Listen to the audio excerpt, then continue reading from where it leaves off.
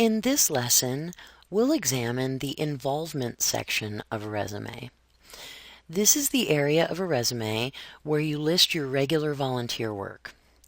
The purpose of the involvement section of your resume is to communicate to your potential employer about how you give back. Employers love to see volunteer work listed on a resume.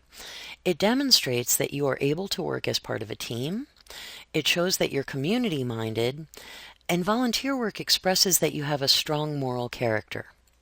All of these things reflect very favorably on a job candidate. If you do not do regular volunteer work, leave this section out of your resume. When developing the involvement section of your resume, keep a few things in mind.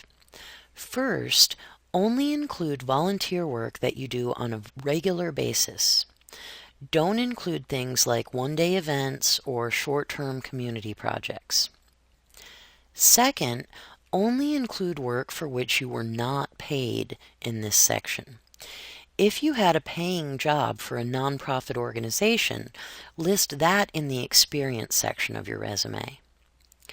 Third, don't include anything in this section which is political or controversial. If you worked on a campaign for a political candidate, it's best to leave that off of your resume. Finally, follow the same formatting as the experience section of your resume. If Mary follows these guidelines as she develops her involvement section, it might end up looking something like this. 2005 to present, volunteer coordinator, food bank for New York City, Lower Manhattan. For her bullet points, Mary might say things like, help distribute food to 1.5 million people each year, collect food from regular food drives in all 5 boroughs, serve food to homeless at downtown soup kitchen. And then she would list another volunteer position.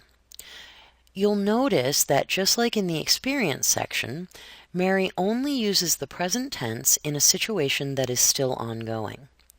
Because Mary is still an active volunteer at the food bank, she should keep her bullet points in the present tense.